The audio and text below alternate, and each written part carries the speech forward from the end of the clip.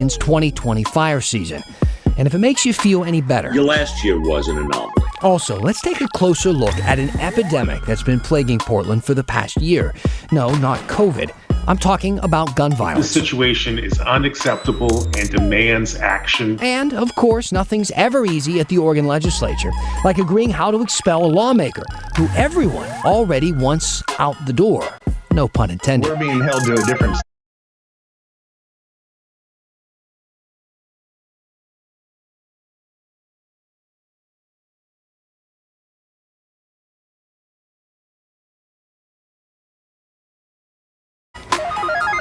Hi.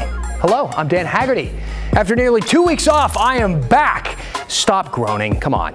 Some of you missed me. Welcome to the story. Thank you to Maggie and the rest of the team for being amazing in my absence. It's almost like they didn't need me at all, which did create a lot of insecurity that festered during my entire trip.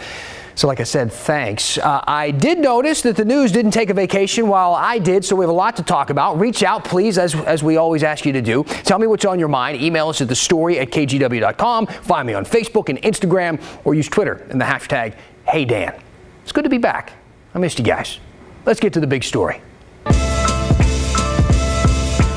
Now, all this week, we're focusing on wildfires and, frankly, the trauma that they caused. People are really nervous out there. How could they not be? I mean, think about the news, for instance. You click on the news and we're talking about fire season popping up early this year. We're talking about drought ravaging the state and how dry everything is. Record high temperatures in the spring and how that could be dangerous for fires. You see breaking news sometimes. It'll pop up on the news, a brush fire growing somewhere. This triggers people. We always follow up that reporting with a conversation around climate change and the scientific consensus that big fires will become more and more frequent. So for people who saw their towns leveled, you can understand how they might feel a little bit anxious about this year and what it might bring. Well, we're getting some answers about that, or rather some educated forecasts. Here's meteorologist Joe Raineri with an explanation of why last year's fires were so unusual. Almost a year has passed, Even though we lost everything, we're still more fortunate than most. and it's still hard to believe just how much of our state was forever changed when wildfires broke out over Labor Day weekend 2020. Fires that burned more than 1 million acres last summer. That's far above the average acreage burn during prior wildfire seasons. According to the Northwest Interagency Coordination Center, the state of Oregon saw, on average, more than 550,000 acres burned a year between 2010 and 2019.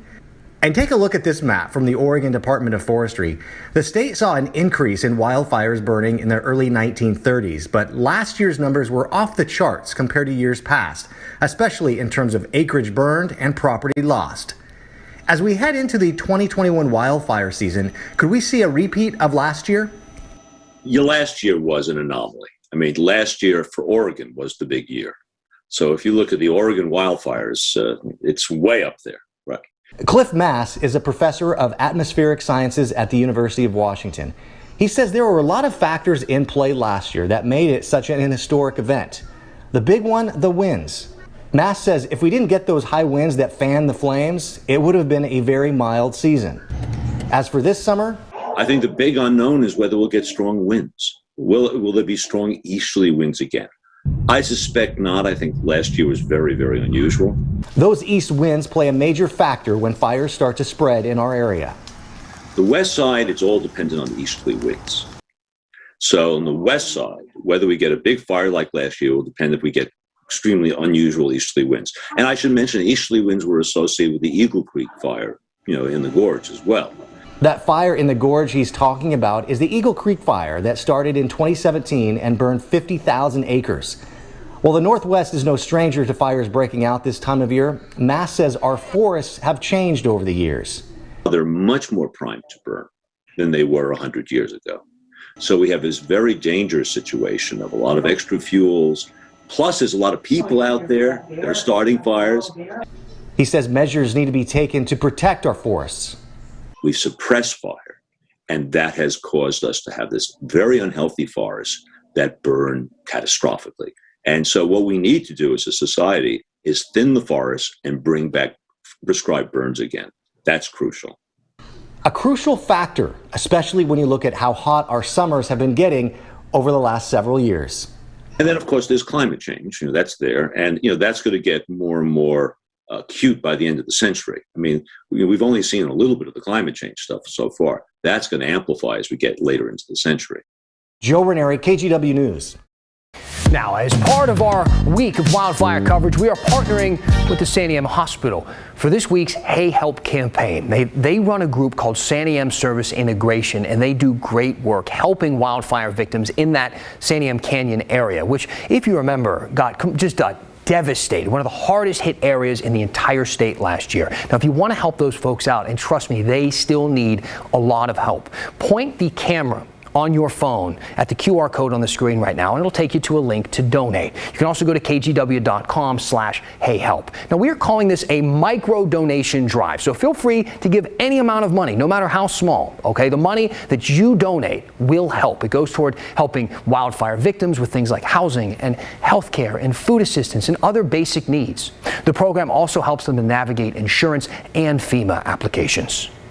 Now, on the show, we really don't do a whole lot of day-to-day crime news coverage. Like if there was a shooting that happens, we typically don't cover that here, but it is covered on some of our other newscasts on KGW. But what if there are more than, let's say, 40 shootings in less than 6 months?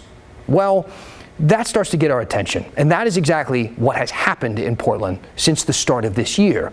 And it's something that we have been paying a ton of attention to, as I know you have as well at home. Now, a few months ago, the city, they came up with a plan because they've been paying attention to it as well. And they think this plan is going to put a stop to this spike in violence that we've seen. But the question is, how's that going? We had Kyle Boshi check in. Another day, another shooting in Portland. A man was shot and killed around 2 a.m. Tuesday in North Portland's Overlook neighborhood. Since Sunday, 5 people have died from gun violence. The city is now on pace to far surpass last year's 55 homicides, the most killings in Portland in more than a quarter century. This situation is unacceptable and demands action. In April, the Portland City Council approved a multi-million-dollar plan to combat the dramatic rise in shootings and gun deaths. So where's that money now, and when will we see the impact? Of the roughly $6 million, $4.1 million was promised to community-based groups. City officials say most of that money has already been allocated to a handful of established nonprofits that do anti-violence work, like Going Home Too, which provides mentorship for those incarcerated and help with the transition back into regular life. $1.4 million went to hiring 24 unarmed rangers to patrol parks and surrounding neighborhoods. The Parks Bureau says it's already added 11 full-time park rangers who went through the Bureau's week-long training last month. Additional park rangers will be hired and trained during the summer months. The rest of that money went to pay for crime analysts. Those involved in the city's plan cautioned in April, solutions to gun violence take time. It's a long-term investment. Realize that there are many more hours and many more days ahead of us. In addition to the city's plan, Multnomah County also allocated more money and resources to help end gun violence. Kyle Boshi, KGW News. Now look, this is obviously a much larger problem that we can just tackle in a short segment or one story from Kyle. So we're going to do something bigger. Next Wednesday, we are devoting our entire show to this spike in gun violence. It's something we've been working on now for a while as we've seen this continue to grow in spike in the Portland area. So stay tuned and we'll have that for you soon.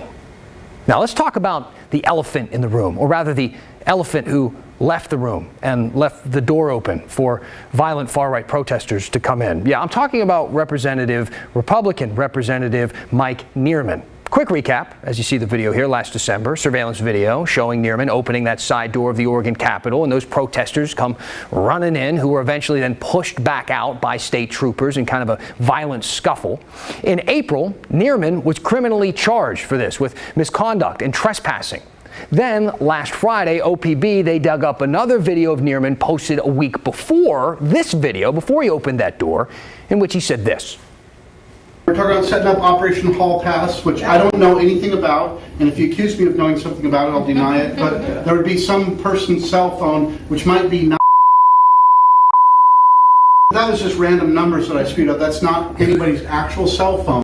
And if you say, I'm at the west entrance during the session and text to that number there that somebody might exit that door while you're standing there. But I don't know anything about that. I don't have anything to do with that. And if I did, I wouldn't say that I did. So, after that came out, things started to move pretty quickly. House Speaker Tina Kotek formed a special committee to decide if Neerman should be expelled, kicked out from the House, which requires a 2/3 vote, which is a big deal, which is really hard to get. But right after that, House Republicans released a statement saying that they are on board. They all want Neerman to resign. So for once, it kind of seems like everybody is on the same page with this, right? Well, no, not exactly, because today Republicans argued against creating that new committee just for Neerman. They think that the Conduct Committee, which is already investigating him, should be enough to finish the job. It just feels unnecessary to me. It feels hyper political in what is already a politically charged conversation, and I think it's unnecessary, and it just really is making it even more political than it needs to be. I think there is room for process within the existing framework of this body and of the structure that currently exists. The reason that this is being set up like this is because this is an egregious, almost unimaginable event that has taken place that we are continuing to respond to. I just want to be clear that this is, I hope, once in a lifetime event. This is a response to. I hope that we would never have to do anything like this again. No, that's not the only thing causing some tension here. Representative Daniel Bonham, who you just heard from there a second ago, also brought up a series of tweets sent last night by Democrat Rep. Lisa Reynolds. She accused Republicans of staying silent about Neerman until now. I find it offensive that Republican actions are matched by this action right here, and yet we're being held to a different standard. I find that absolutely offensive. A different standard of letting armed protesters into the Capitol? No. In not getting to a final judgment until evidence was on the table to showcase motive, to allow a process to take place to come to a conclusion that is informed. That's due process. Well, motive has been displayed. The action was displayed. Motive has been displayed. I understand, which is why all of a sudden we sent a letter yesterday and took a stand ourselves. All right, so let's break down a little bit of what he said there, and it has to do with the person that's on your screen. So when he said Republicans are held to a different standard, what he was referring to, possibly, was the case involving this man. You remember the workplace harassment allegations against former Democratic Representative Diego Hernandez. Now, he was investigated for months, starting last year, and during all that time, some of his fellow Democrats not only stayed quiet, but they stood by him. They stood up for him. But after the Conduct Committee found that he did, in fact, harass multiple women, that's when a bunch of members of his own party then called on to him to resign, which he did before the House could vote to expel him. But let's get back to Neerman for just a minute. That special committee will be meeting on Thursday, and they're going to be talking about expelling him. Neerman himself told Lars Larson that he thinks that he's going to be kicked out by Friday and that he hasn't said anything about resigning. So we'll keep you posted. Meantime, on the Democratic side, Representative Brad Witt is getting some reassignments after one of his colleagues accused him of sending these what she says were sexually harassing text messages. Representative Vicky Breeze Iverson, a Republican, texted Witt about a bill that she wanted him to vote on, and he declined, but asked her instead to get beer or dinner with him, then wrote, quote, "I've made 2 offerings. If you want to meet, find something better than dinner or beer." Now, Breeze Iverson says that she took this as a proposal to exchange sex for his vote, but Witt says he's just not a good texter and wanted to set up a meeting with her outside of the office. The House Conduct Committee, they determined that he actually did violate workplace harassment rules and that he needs to go through training because of all of it. House Speaker Tina Kotek is taking it a step further by basically separating him from Breeze Iverson. She removed him from all 3 committees that they both serve on, including the one where he is the chair, and gave him new committee assignments. All right, so if the $1 million vaccine lottery isn't working well enough, what will? How about some weed? And for everyone who is sick of their commute into Portland, who likes sitting in traffic, how about instead you sit on the water in a ferry on the Willamette?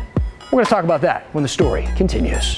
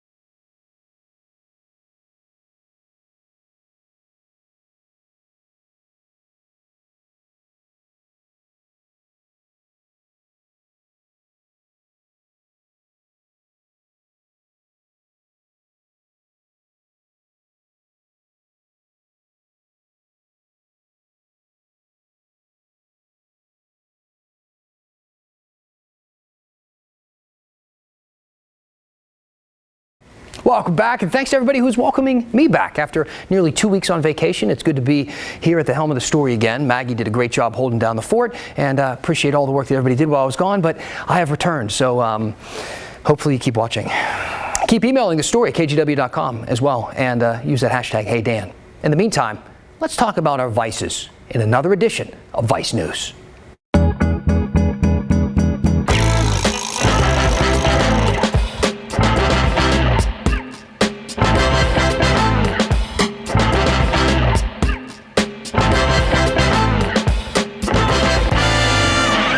So here's the deal. Lawmakers in Washington, they thought to themselves, we need to motivate people to get the vaccine. And hopefully they see the irony in using weed to do that. It's called Joints for Jabs. And for a limited time, cannabis shops will be able to host mobile clinics and offer people one free joint if they get vaccinated. Will it work? It's unclear. Let me ask it to you this way. Do you think that there were a lot of people in Washington who have said things like, I'm not getting vaccinated. I don't trust it. I'm too busy. I don't need it. What's that? Free weed? Where do I sign up?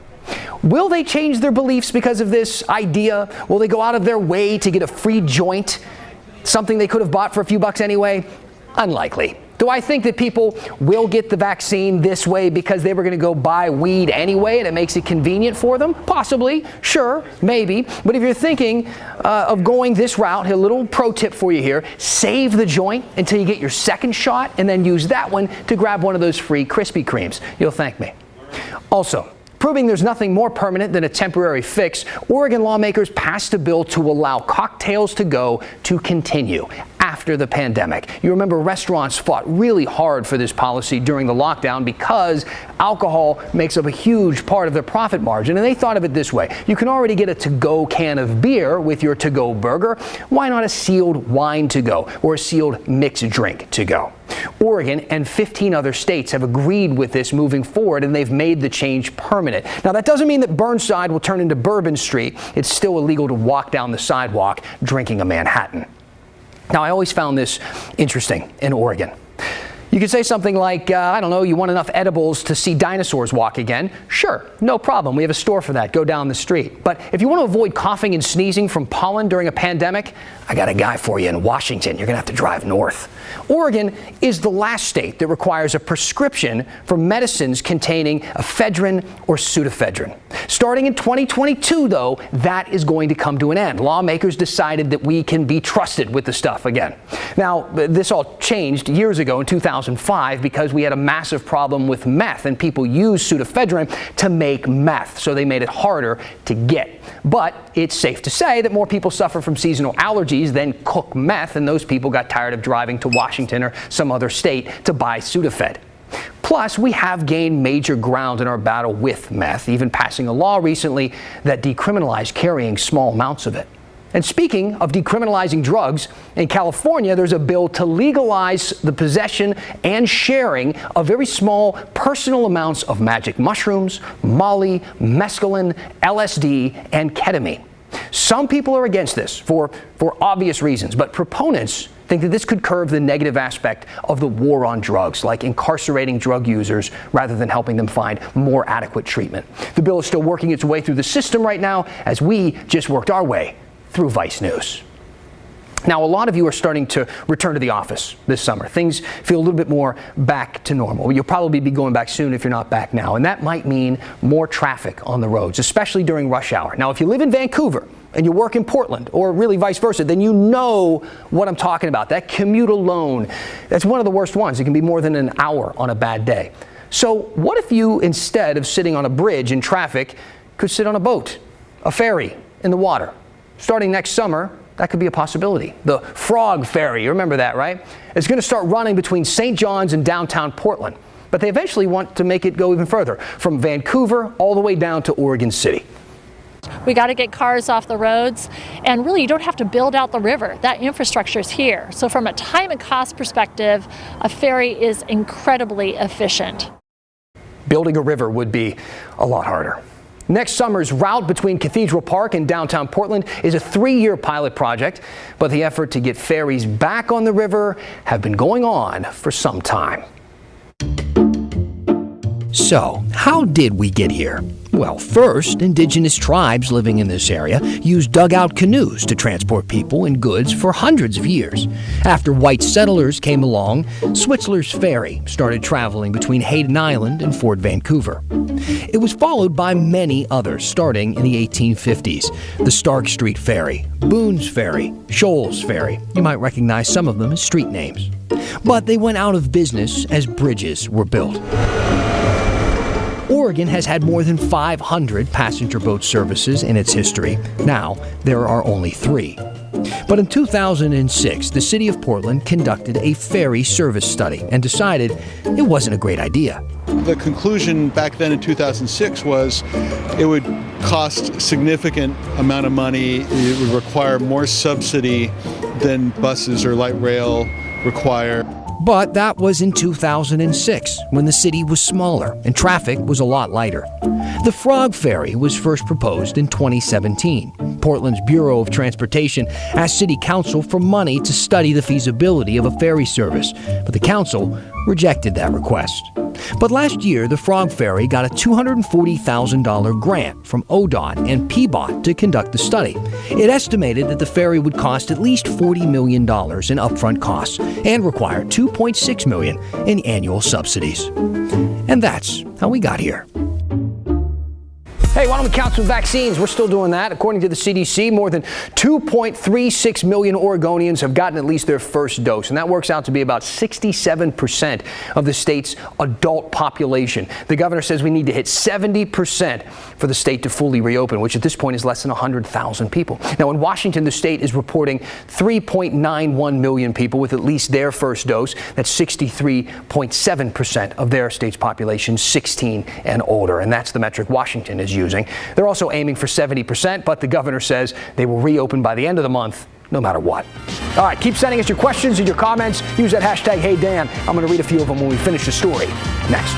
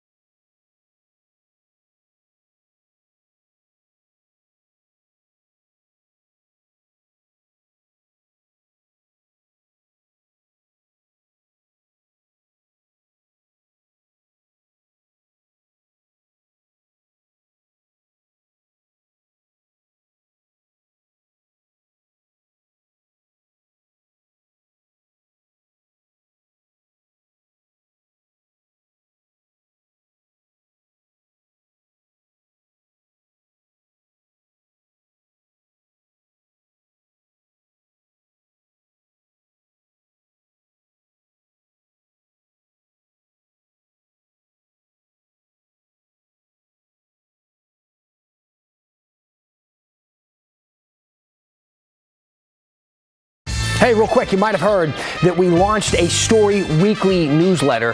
Comes once a week. which is what makes it weekly. You get what I'm saying, though. Has all kind of stuff. If you miss the show, I know you can't watch every single night, but it's an easy way to subscribe. As we do with these QR codes, you take your phone, you open up the app, your camera app, you aim it at that QR code, it'll give you a link where you can sign up. And we'll send this to you, show you all the fun stuff that we do each week, some stuff that doesn't quite make the show, but we still think you might be find valuable, and just let you know kind of what's going on in this area and the way that we're discussing some of these issues. As far as some of the comments we got tonight, Dick said, "Hey Dan, I thought last week was your best on air." Hilarious. Hilarious, Dick. Also, Kara said, "Hi Dan, I had a dream that I was having a problem and you and Maggie were there to save the day.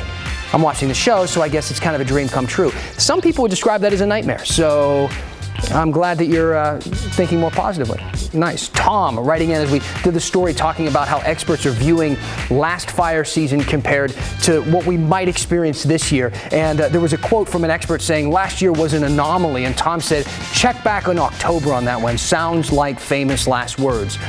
Look, we have to listen to the experts, but we are totally listening to the anxiety as well, because people suffered. And people are still suffering from those fires. So we're going to continue to keep our eye on what the forecast is showing, and we'll continue to cover wildfires as we're going to continue to do so this entire week. So stay with us for that coverage.